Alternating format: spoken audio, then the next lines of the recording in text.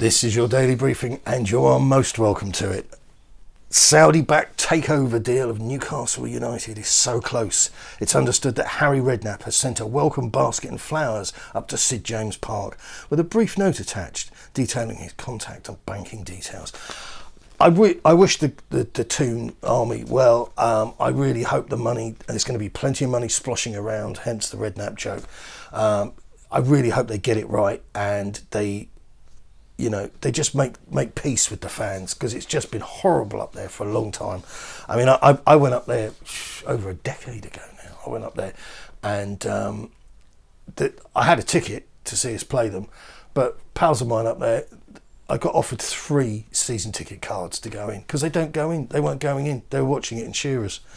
That's the ones that actually survived the vaults and made it to Shearers. Dan Kilpatrick for the Standard. Spurs are losing the battle to get their South Americans back early, with Royal, Romero, Sanchez and Lo Celso currently likely to play in all 3 international games this fortnight, leaving them big doubts for Newcastle. Subsequent to this note being printed off, it's now being said that they're definitely not coming back early. It was just fiction. And I think the way the club is spinning this is trying to, as ever, reverse themselves, distance themselves from the fact that it's not that the international side's fault that the Tottenham squad is so thin. If we were doing better, and we wouldn't really feel it, but we've always had international players. We've already always had foreign players going off to play in various tournaments, various countries, and it's just something you roll with. Speaking of international breaks and hardships, brace yourself for this. Ben Davies, his appendix issue, which of course you'll remember Nuno asked for permission and was allowed to tell us about, has seen him withdraw from the Wales squad. That's a terrifying loss. Paul Jiggins for the Sun with Harry no-go.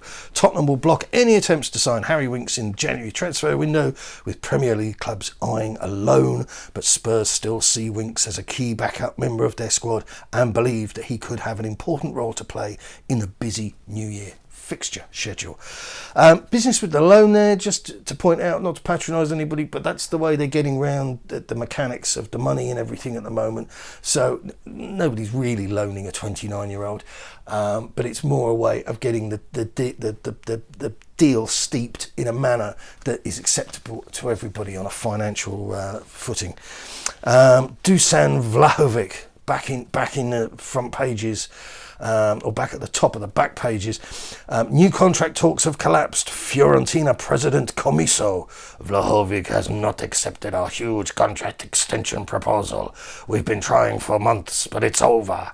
He actually talks like that, in case you thought I was trailing on. Vlahovic is out of contract in June 2023, and that is a super big opportunity for somebody to overpay for a striker. Right, so we've got two comedy items, which are actual factual reporting. Staged nonsense is the politest thing I can say to describe Fabio Paratici's home-made video interview issued by the club, presumably.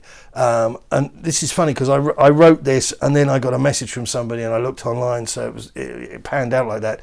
Presumably that this was designed to head off having to meet with the Tottenham Hotspur Supporters Trust. One would imagine that unworldly fans will delight at Don Fabio Paratici's rambling series of buzzwords, but that grown-ups in the audience will be left wondering what the actual point of this interview, in inverted commas, truly was. I've got the video up on the YouTube channel, on this channel, and I'm going to be doing a spoof version of it later. I'll try, but it's very difficult to parody something that's so ridiculous. I mean, he just sits there going, project, build, together, positivity, belief. This is motivational corporate mumbo jumbo that simply will not cut a mustard, with the same faces hearing the same let's get energized and go, go, go, go, go, everybody. It's star jump empty nonsense, and it's the phrase wallpapering over the cracks is used extraordinarily in football, but this is spreading a premium butter or whatever over mouldy bread. This is what this is. I mean, he's going on about London being a fabulous city in Europe and the stadium being amazing and this, that. We've heard it all before. You've got to throw some of the deadwood out and just run the football club properly and spend the money in the right areas. And all this building and project, just honestly shoot me in the face. The idea of entrusting Daniel Levy with another project when he has mismanaged all of the previous projects he was involved in, just extraordinary. And I tell you what, I get the feeling here, and if you're a fan of Curb Your Enthusiasm, there's that great Larry David sketch in the restaurant with the maitre d' who politely doesn't answer a single question. And even the underarm bowl, the softly bowled little questions from the millennial that they got involved there within the club to ask the thing, it just went off on a ramble, absolute mindless, monotonous ramble. A bit like listening to me. Yeah, so here we go. This is it. This is the killer. Tottenham Hotspur Supporters Trust. Do you remember those? Bunch of lefty bash street kids. Their last communication, the communication before last with the club was that they wanted to, everybody to resign or some people to resign, and then they went back with a sort of more moderate approach, which was that they were just going to supplant the board and they were going to have a competition winner on the board, plus a crazy sort of second board. So this was like, I mean, if you're a big fan of like East Berlin history, this is something for you. This is something like out of the Stasi, honestly. And these people are nutters, absolute Marxist lunatics. So the trust say, while we have continued to work with various heads of department at the club board has refused to communicate, despite saying in public that its door remains open. Now our latest request for the club's board to address legitimate concerns has been rejected.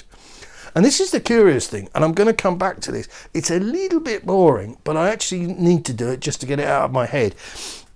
With the government's, this is the trust continuing, with the government's fan-led review into football governance about to publish its recommendations, the actions of the THFC board provide the evidence of why change is needed.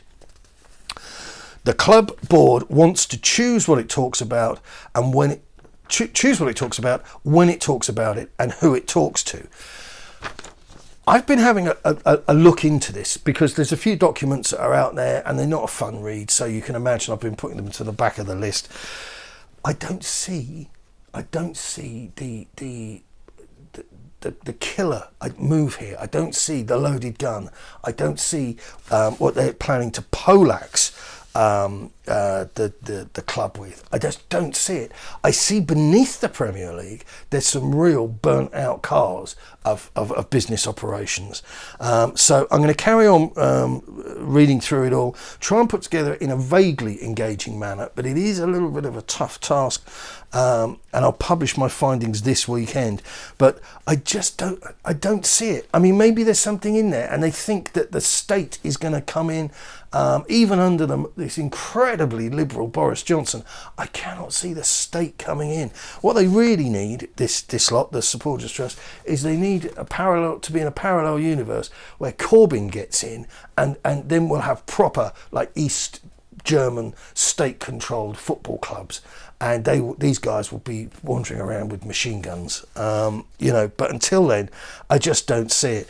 The supporters trust, and I've gone on at length about this, but this is the funniest outcome of all time.